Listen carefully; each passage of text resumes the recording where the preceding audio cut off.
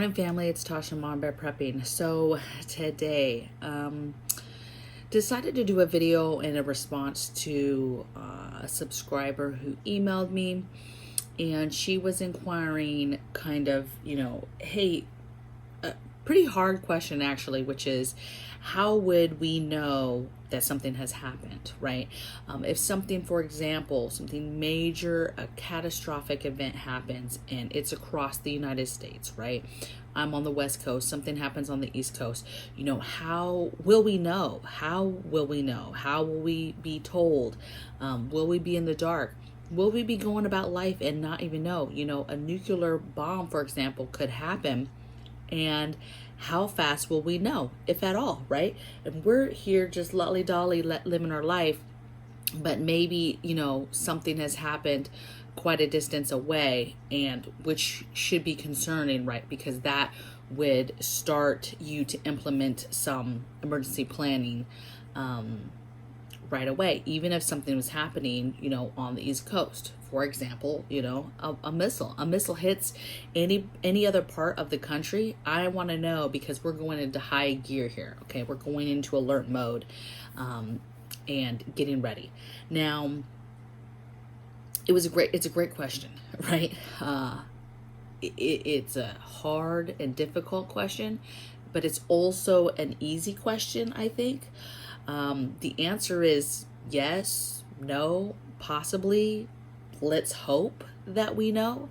And then additionally, really in-depth question from her was inquiring, how do we plan in regards to children and kids, and knowing and seeing the signs or warnings or whatever it is that we'll know as parents that something is happening. We'll be able to clearly identify that, and then know when to execute certain things or execute certain pieces of that plan. Okay. And like I said, the answer is easy. Okay. In a lot of ways, but again, it's not, because some of these things have not happened to us. And so we don't know how systems will be affected, how communications will be affected. And so let's talk about what could happen first, okay? We're talking big events. We're talking about warheads. We're talking about missiles. Those missiles could have, actual nuclear and radiation, right? So nuclear warheads, and then also EMP type warheads, right? Something so catastrophic that if it hits, that part of the country is toast. And this goes for other parts of the world. Like, how do we know? We're going to know for a fact that something has happened somewhere else. I think the question gets easier that we'll know, right? Something happens in a different part of the country, eventually other people will start to know, and that information will be put out. How fast? I don't know, because it's going to depend on what is destroyed and how far out that destruction goes in regards to communications and people being able to actually get that information out to the world, okay? And that's scary, okay? What else could happen? People are like, what about aliens? What about zombies? Major things. How would we know if all of a sudden part of the world was being attacked by aliens? You know what I'm saying? So it's crazy. It's crazy, okay? That these very serious things could happen, and you would be sitting in your part of the world, your little house, your little home, going about business, going to work, taking kids to school, doing things, and not even realizing that something catastrophic that does affect you is happening in a different part of the world or the country, okay? So I basically put this into 3 talking points, okay? And then I'm going to walk through tips or things to think about, really to answer my subscribers' questions, okay, about kids and things like that, and the plan. The 3 topics that I want to talk about, or talking points, is the first one. Is it obvious, right? I've always said that if it's obvious, right, boom, no internet. Now, we've been having internet, so one of these things happening is not the end of the world. Even loss of power, even the whole neighborhood loss of power, loss of internet, some of these things together happening is not that big of a deal. But I'm talking about, is it obvious that everything is dead in the water?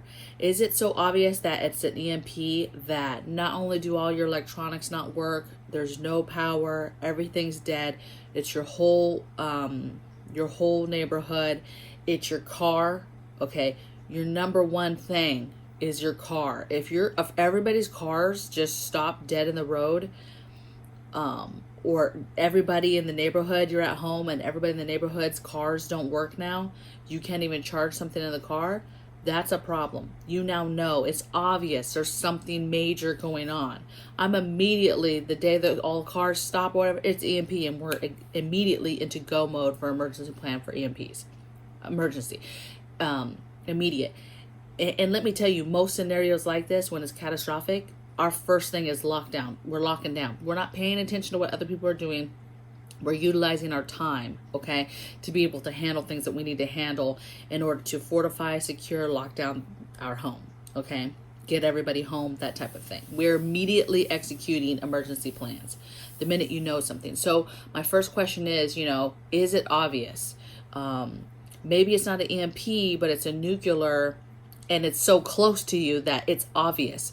Hello, if all the windows bust out of your home all at once, and you would hear a heavy sonic boom at the same time, I'm immediately thinking missile, nuke warhead, especially today, in today's world. That's another piece of it, is what is going on in the time frame of something happening. Right now, we are at the highest opportunity or highest chance we've ever been at possibly being in an exchange of warheads and exchange of nukes, and that is scary. And so, because we are so close, and a lot of people would argue there's no way, right? And that's fine. I'm not arguing either way. What I'm just saying is we've never had these conversations that were this close ever, right? We've never been in a conflict or in a situation where we were literally this close to something possibly happening. So I think it's important that you plan and that you talk about these things. But is it obvious? Did all your windows in your house just blow out?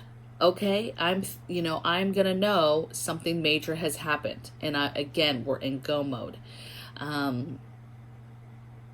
Is it obvious? Is aliens running all over the neighborhood killing people? Hello, is there an invasion of people? Hello, pay attention to your surroundings, right? Is it obvious that something is happening? Major is happening, one of these things, apps going down, that type of thing, that stuff is dramatic, and oh my goodness, 10 apps went down today, right?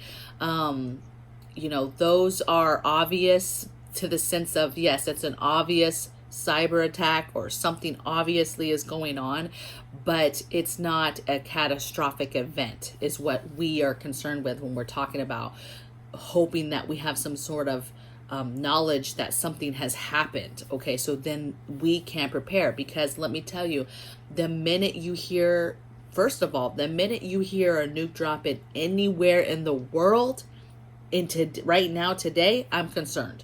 Okay, we're in high gear and we're locking down and we're upping our own DEFCON, if you will. Okay, not playing around.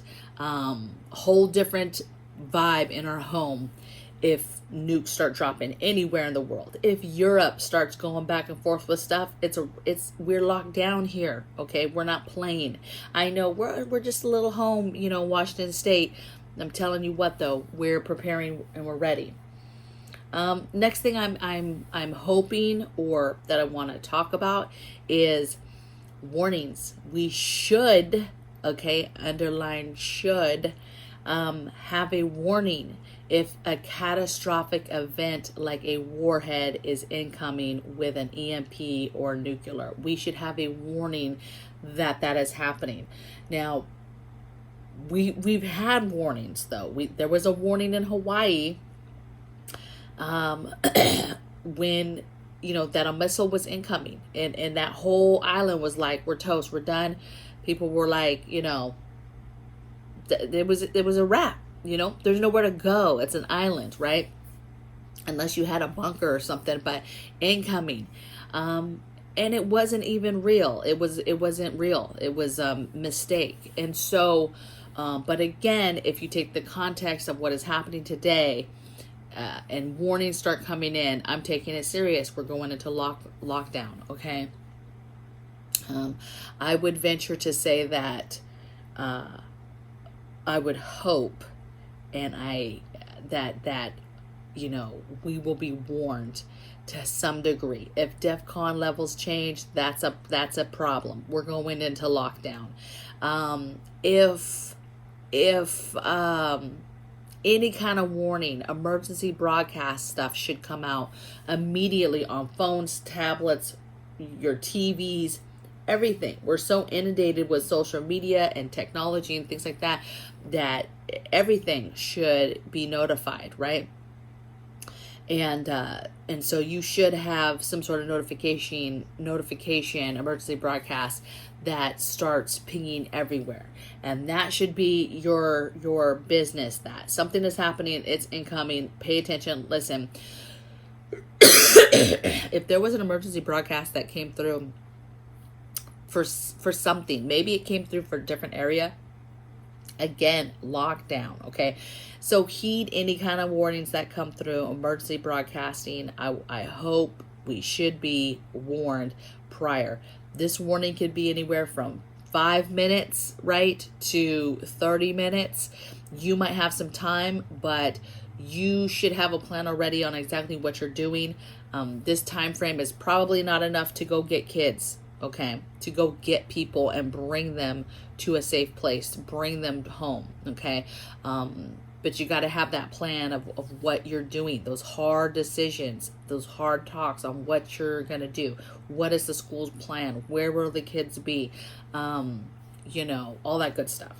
Another talking point, just the last thing, is really communications. You're going to have your old school communications. Pull out your radios out of your Faraday cages in case it was an EMP.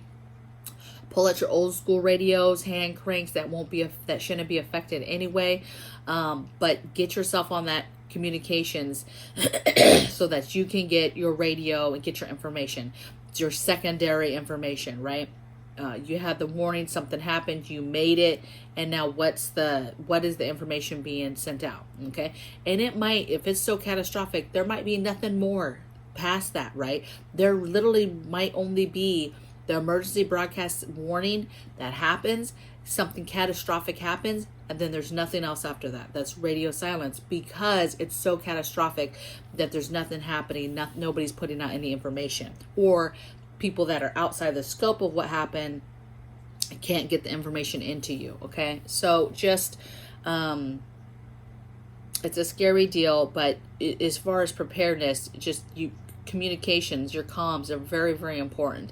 Protecting your comms and being able to have something that is not a tablet, that is not connected to the grid like that, where you can get information, not your phone, not that stuff. If that stuff is still up and running, baby, of course, I think that you're going to get stuff. I think that if let's say a nuke or something like that hits somewhere in the country, I think because of social media, you're possibly going to have all types of information going out. People are going to get information much quicker than they ever did.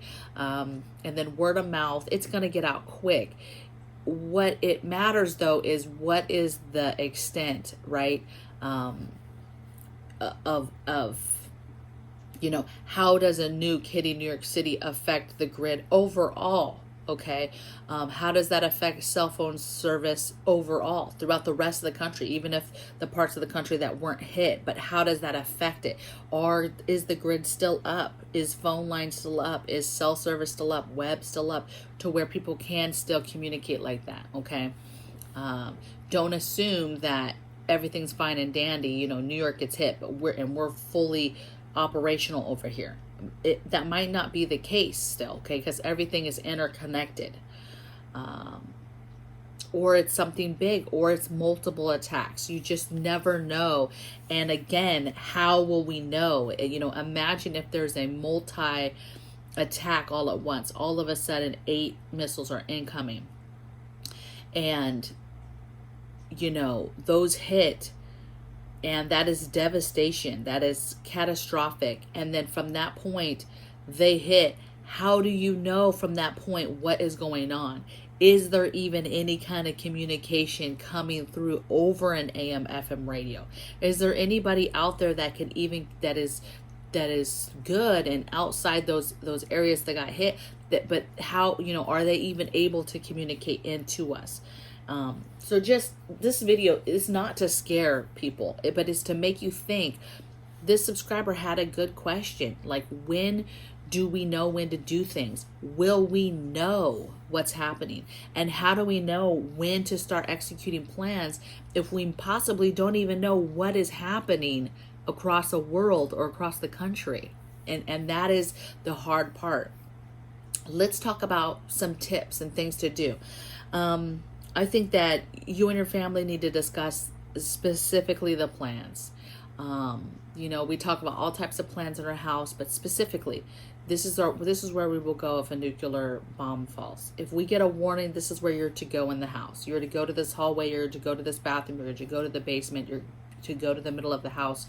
Wherever that is, the bunker, if you're blessed enough to have a bunker, where is it that you're supposed to go, and making sure that all the kids know that's where they go. And that's where they go if mom and dad are not home, right?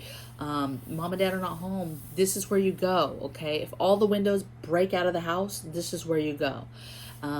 If you're on a device and the TV tells you that an incoming whatever's happening, this is where you go, okay? I think so often we don't talk to our kids about important things because we don't want to take their childhood away and we don't want to scare them.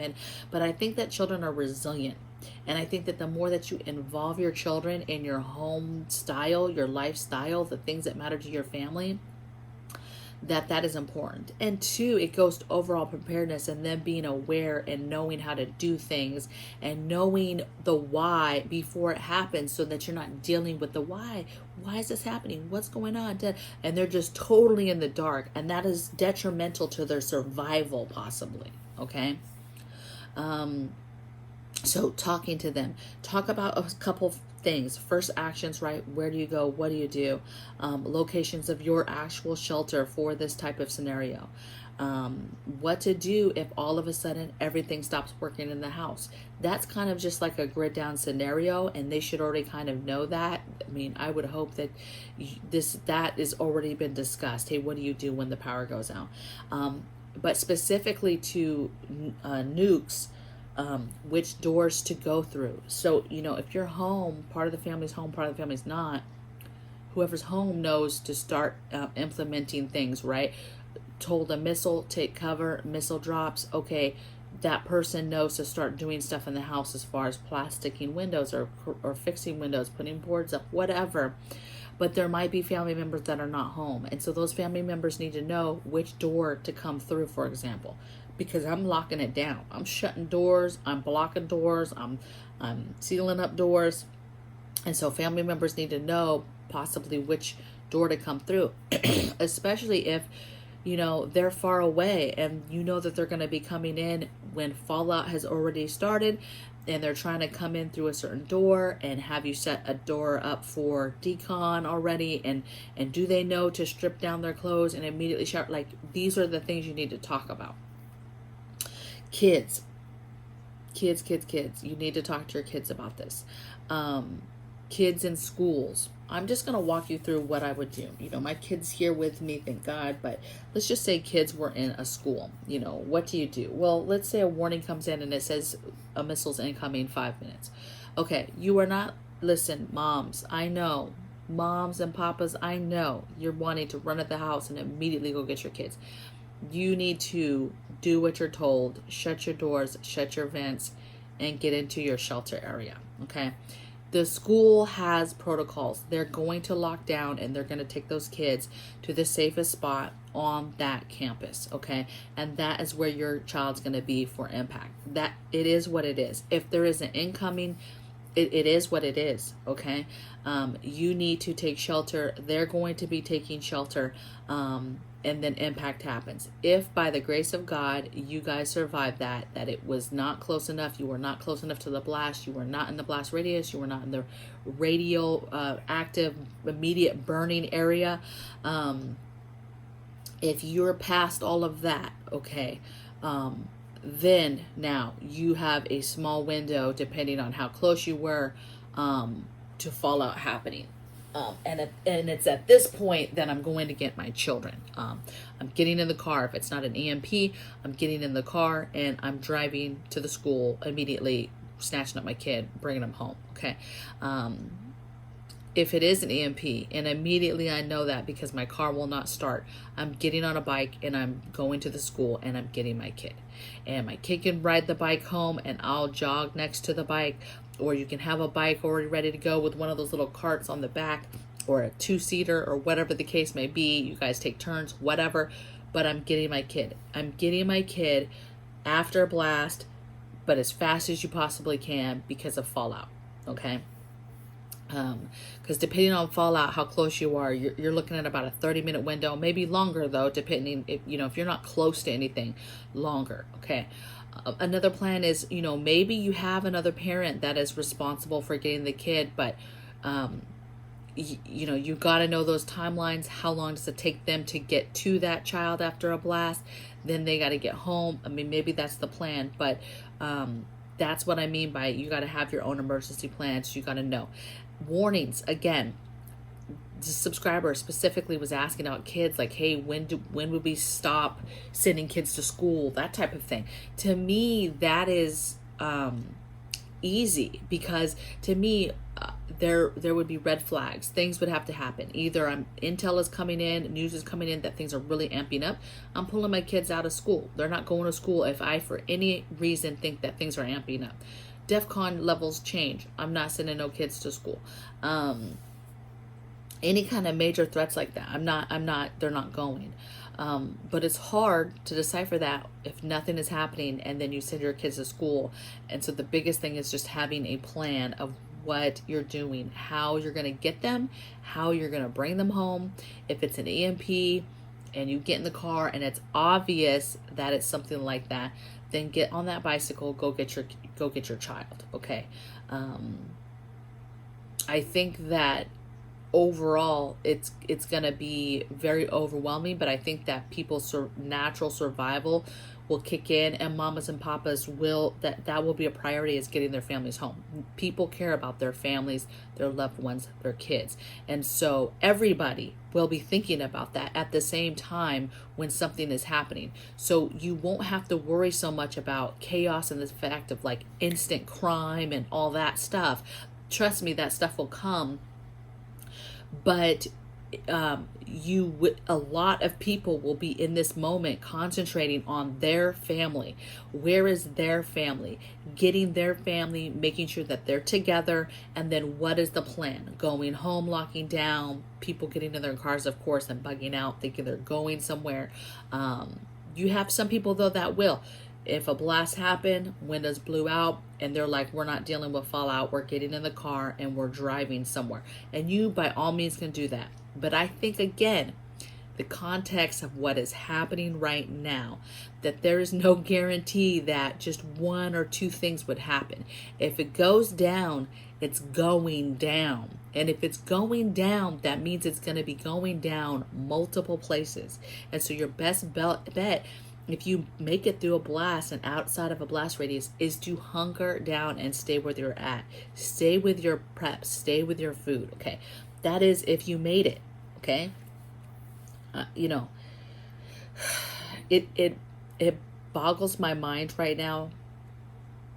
Two things I'm noticing is there's a lot of discussion right now about nuclear attacks, how to do this, how to do that, right? All over YouTube right now. Every preparedness channel is talking about it. And what I find concerning, that, like I said, we're the closest we've ever been, and it may not happen, and God willing, it does not happen ever. But if you look at those videos, the views are very low. if you look at any of those channels and you look at their other videos that they're doing and whatever their channel's about, right, whatever it is that they get into, their views are higher. And then you look at these videos and all across the board, they're low. And that's concerning, because that means people are still not paying attention to the threat and the threat level that we are in right now. And I don't feel comfortable. You shouldn't feel comfortable, but get a plan and make sure that your family knows, and pray to God we never have to implement these plans. That we never have to, I pray to God, we don't have a basement. We have a single level home. We don't have a bunker. Okay. And so it's like, where do we go? We are going to be hunkering down in the middle of the home in a hallway bathroom scenario, right? And so, but you've got to make these decisions of where those spots would be, what you would do. How do you fortify those spots? How do you make those spots stronger, okay, to prepare for fallout and radiation, okay? And people, it's like the food thing. People are going to either listen or they're not. And devastating stuff is going to happen. And all you can do at the end of the day is continue to push forward on the stuff that you're doing to prepare your family for different events that could happen. Okay? So hopefully this answered my subscribe. Hopefully she's watching. Hopefully this answered your question, my dear. It's a hard question, right? All we can do is just continue to pay attention and watch the signs and watch things, and then go with your gut and make decisions. I 100% go with my gut all day long. So anyway, I will see you guys tomorrow on the next video. I hope you guys have a blessed day doing great things, and we'll see you tomorrow. Take care. Bye.